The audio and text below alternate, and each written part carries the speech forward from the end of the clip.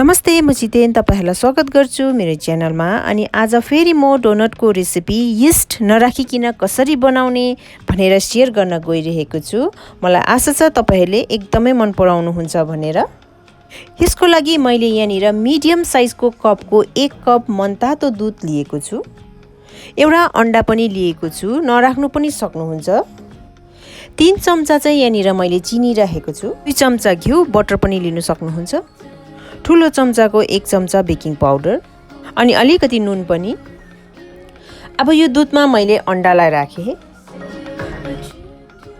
अंडा सँगसँगै घिउलाई पनि राखे। यति राखिसकेपछि मज्जाले मिक्स गर्ने।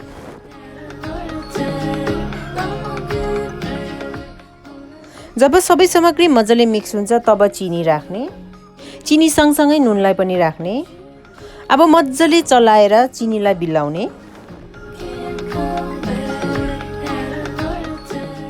चिनी बिलिसकेपछि यो बेकिङ पाउडरलाई राखेर फेरि मज्जाले मिक्स गर्ने।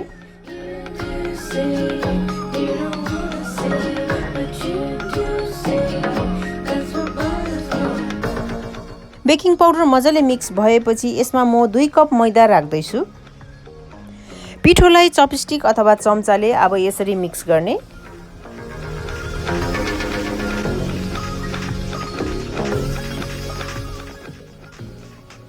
दुई कप पिठो मेरो मिक्स भएर यतिको भएको छ। अब यसमा फेरि म आधा कप पिठो एड गरेर फेरि मिक्स गर्दै छु। र आधा कप पिठो पनि मैले मिक्स गरिसकेको छु। आधा कप पिठो फेरि थपेर अब हात लगाएर यसलाई मज्जाले मुस्ने।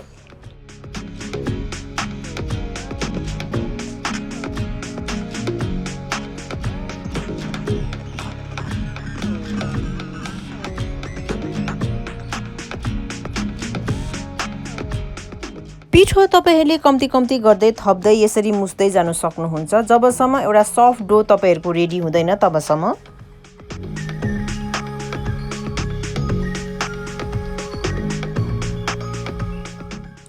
र यहाँनिर मैले एउटा सफ्ट डो रेडी गरिसकेको छु। डोनटलाई नरम र मज्जाले फुल्लाउने एउटा तरिका चाहिँ तपाईहरुले मैदा मुस्दा एकदमै नरम मुस्नुपर्छ, कडा मुस्नु हुँदैन। अब यो नरम पिठोको डल्लालाई छोपेर 15 मिनेट राख्ने। र डोनटको लागि यतिको नरम त पिठो मुस्नै पर्छ। फेरि एकछिन मुस्नको लागि मैले सुक्खा पिठो फेरि माथिबाट छरे।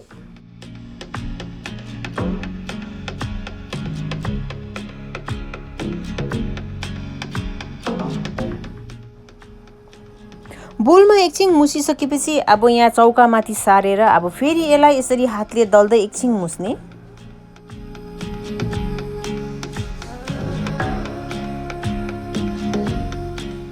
तपाईहरुलाई एकदमै नरम लागेर हातमा टाल्लियो भने तपाईहरुले अलिअलि पिठो माथिबाट राख्दै यसलाई मुस्नु सक्नुहुन्छ।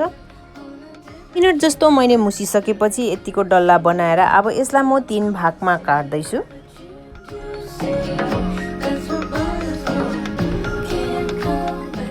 तीन भागबाट 2 भाग चाहिँ मैले बोलमा राखे र 1 भागको चाहिँ अब यसलाई म बेल्न गइरहेको छु। चौकामा टालिन्छ भनेर मैले सुक्खा पिठो छर्केर अब बेल्न थाले।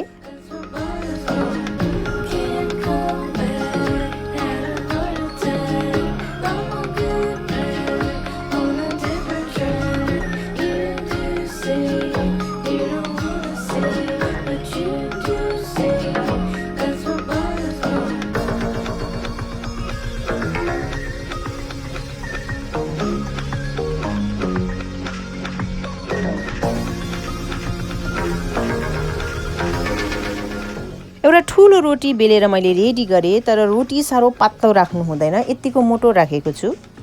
डोनट काट्नको लागि मेरोमा एउटा यस्तो रिङ छ। तपाईहरुले स्टिलको ग्लास पनि लिन सक्नुहुन्छ र सानो दुलो बनाउनको लागि मेरोमा अर्को बोतलको बिर्को छ। र अब यसरी डोनट काट्दै जाने।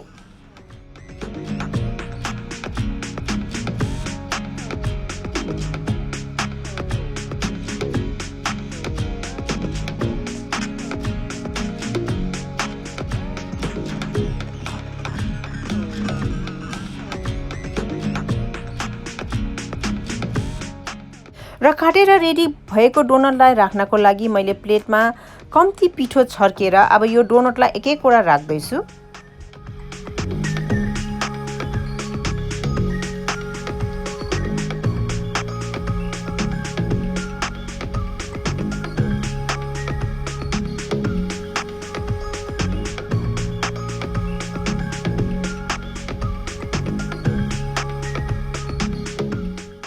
तीनटा डोनट मेरो रेडी भइसकेको छ। अब उब्रेको डल्लाहरूलाई पनि सबै यसरी डोनट काट्दै जाने।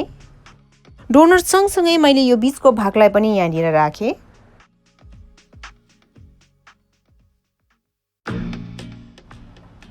अब सबै डोनटहरूलाई काटेर यसरी रेडी राख्ने र बीचको भागलाई चाहिँ मैले यहाँनिर प्लेटमा राखेको छु। डोनटलाई डिप फ्राई गर्नुपर्ने हुनाले यहाँनिर मैले ससप्यानमा तेल तताइरहेको छु। तपाईहरूले एउटा सानो भाँडामा गहिरो भाँडामा तेल तताउन सक्नुहुन्छ। यसो गर्नाले तेल पनि कम्ती लाग्छ र तेल तात्यो तातेन भनेर मैले डोनटको बीच भागलाई तातो तेलमा हालेर हेर्दैछु र तेल मजाले तातिसकेको छ।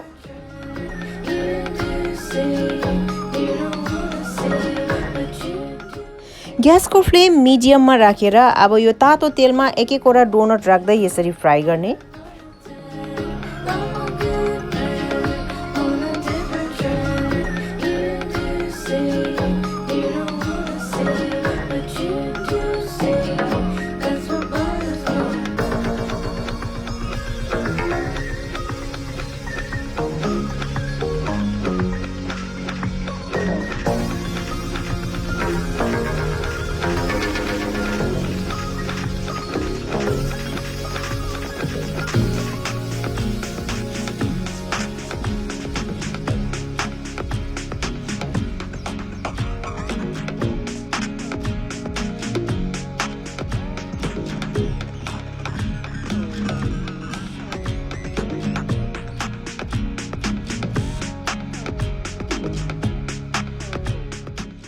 डोनटलाई दुवै साइड गोल्डन ब्राउन होइन्जेलसम्म फ्राई गर्ने।